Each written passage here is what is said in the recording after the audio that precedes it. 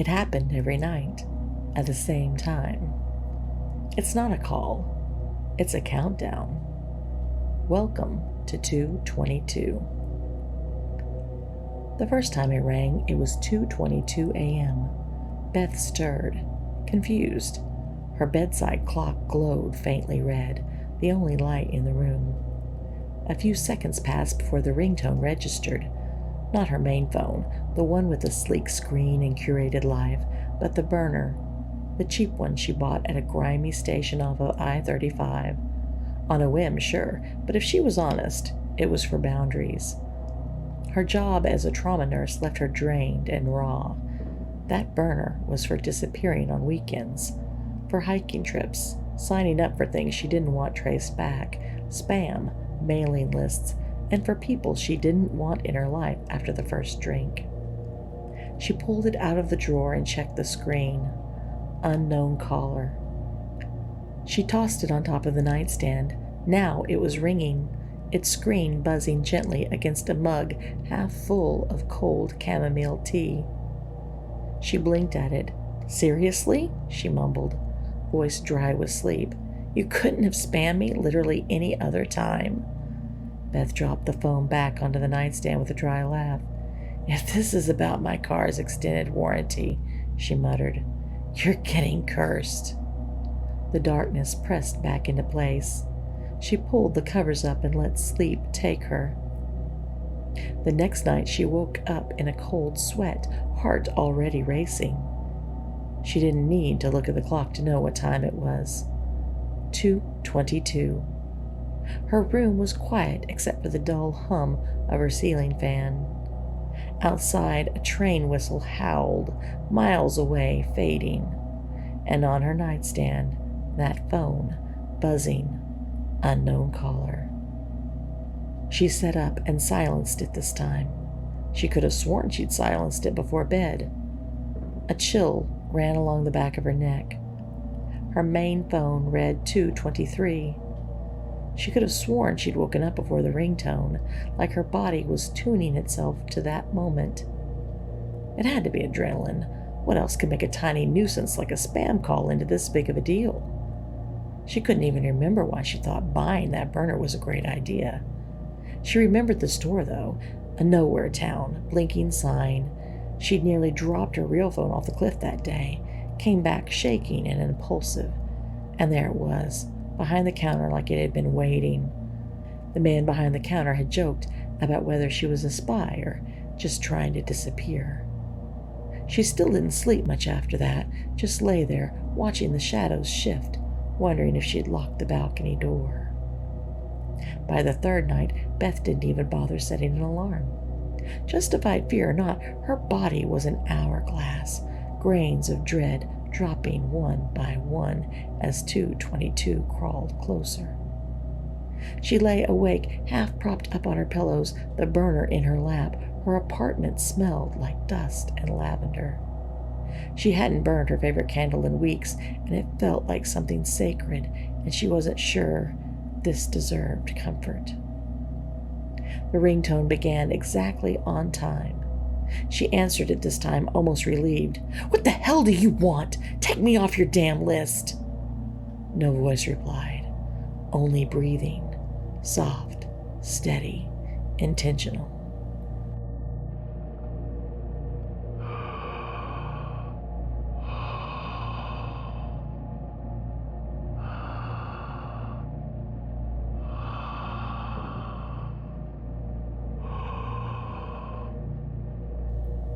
She sat up straighter, every hair on her arms rising, and then a sound.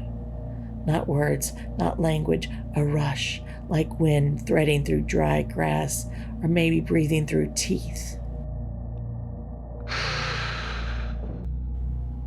She flinched and ended the call, then sat there in the blue-lit quiet, pressing her fingers to her temples. She knew she should just throw that stupid phone away. It wasn't worth losing sleep over. But there was part of her that thought if she threw it away, then she would never know what this actually was. She didn't even fall asleep until the morning light filtered in through the blinds. Later that night, she didn't even try to fall asleep. Beth sat curled in her bed, laptop open, documentaries playing softly in the background. A stack of mail sat unread on the floor. She had no appetite, no energy to do laundry, no patience to explain the exhaustion gnawing at her. The burner sat on the pillow beside her, dark screen waiting like a dog trained to attack. 2:19 a.m. She began sweating, knees drawn up to her chest. The only light came from a dim lamp and the soft glow of her real phone. She opened a video of a kitten falling off a couch and forced herself to smile. 2:21. She couldn't feel her hands. 2:22. The ringtone shattered the air like a scream. Beth didn't move right away. She just stared at it. Breath shallow until her body took over and her hand moved on its own. She answered. She held it to her ear. I know you're alone. The voice whispered. No breath, no emotion, like someone reading instructions. She jerked back. Who is this? Not yet, It said. but soon. That did it. She threw on jeans, shoved her feet into shoes, grabbed both phones and her keys, and bolted. She didn't look at the drapes, didn't look at the hallway mirror, didn't breathe until she was in her car with the doors locked and the engine screaming down the road. It wasn't until she hit the freeway that she noticed how hard her hands were shaking. She reached into the passenger seat, grabbed the burner, rolled down the window, and flung it into the night like it was burning her.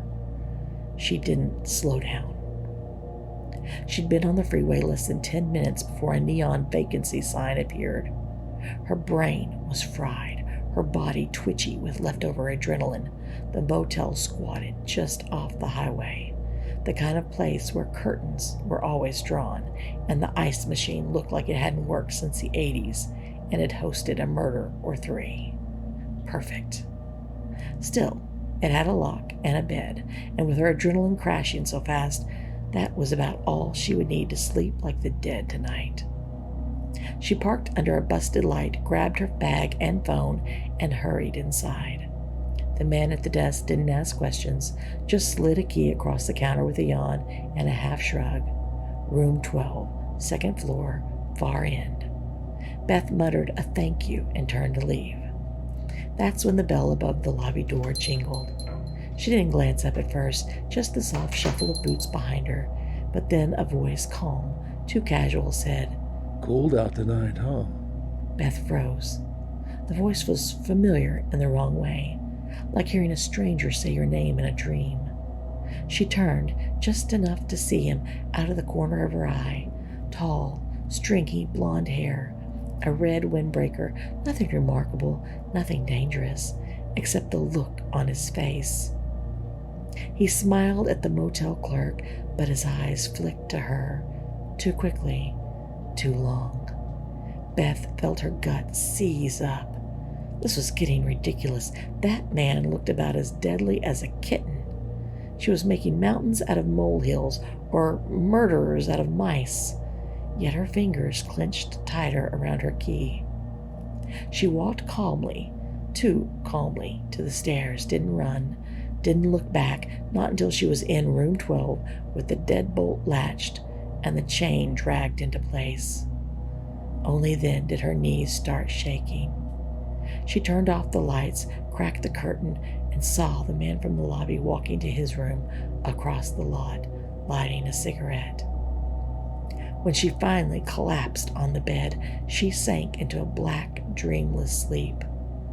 When she woke, it was dark again. She jolted upright, heart immediately racing. She had 20 missed calls, texts from her mom and her best friend Sarah, and quite a few from work. Ugh, that was going to be bad. Did she even call off from work? Her eyes drifted to the time. 2:21 a.m. No, she said softly, not this time. She scrolled through her messages, ignoring the hammering in her chest. Then, a knock Sharp, loud, like someone didn't care who else heard. Beth froze. She bolted upright, blanket twisted around her legs. She stared at the motel door, throat tight, then saw the chain latch still hooked, still secure. Her breath caught. It's fine, it's still locked. She got up and stuck the desk chair under the doorknob, just in case. She pressed a hand over her chest, trying to slow her heartbeat. Knock, knock. Softer now. This wasn't from the front door. Beth blinked, held her breath. Another knock behind her. A cold pulse bloomed in her chest. She tried to remember. Had the bathroom door been open when she came in? She always left it open. Always. Especially in places like this. But now, she couldn't shake the feeling it wasn't. She turned her head slowly, like her neck had forgotten how. The sound came again from the bathroom door, from inside the room. The doorknob jiggled. Then a voice, low, breathy, almost gentle. I knew you were alone.